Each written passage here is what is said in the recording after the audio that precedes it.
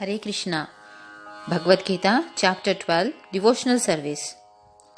Arjuna inquired, which are considered to be more perfect, those who are always properly engaged in your devotional service, or those who worship the impersonal Brahman, the unmanifested?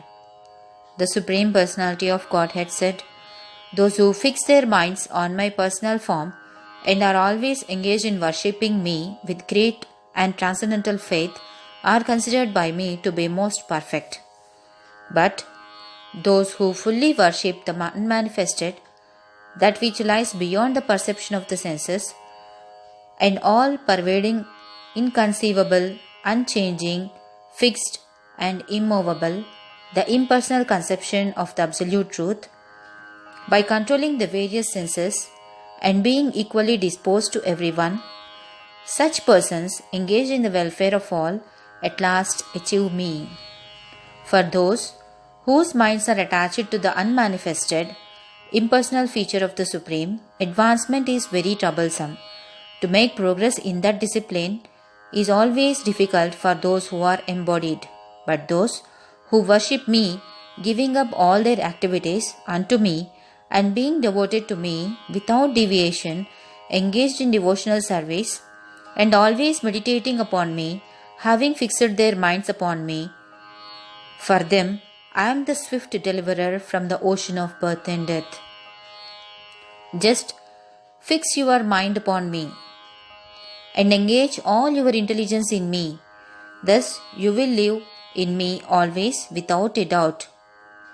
My dear Arjuna, winner of wealth, if you cannot fix your mind upon me without deviation, then follow the regulative principles of Bhakti Yoga. In this way, develop a desire to attain me. If you cannot practice the regulations of Bhakti Yoga, then just try to work for me, because by working for me, you will come to the perfect stage.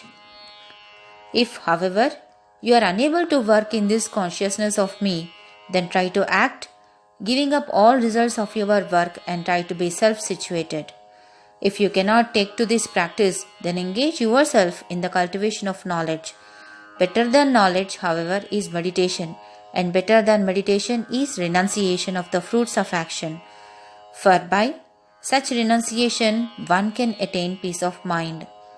One who is not envious, but is a kind friend to all living entities, who does not think himself a proprietor and is free from false ego, who is equal in both happiness and distress, who is tolerant, always satisfied, self-controlled, and engaged in devotional service with determination, his mind and intelligence fixed on me, such a devotee of mine is very dear to me.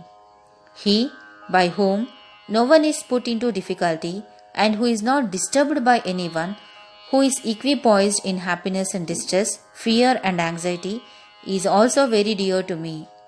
My devotee, who is not dependent on the ordinary course of activities, who is pure, expert, without cares, free from all pains, and not striving for some result, is very dear to me. One who neither rejoices nor grieves, who neither laments nor desires, and who renounces both auspicious and inauspicious things, such a devotee is very dear to me. One who is equal to friends and enemies, who is equipoised in honor and dishonor, heat and cold, happiness and distress, fame and infamy, who is always free from contaminating association, always silent and satisfied within anything, who doesn't care for any residence, who is fixed in knowledge, and who is engaged in devotional service, such a person is very, very dear to me. Those who follow this imperishable path of devotional service and who completely engage themselves with faith, making me the supreme goal, are very, very, very dear to me. Hare Krishna.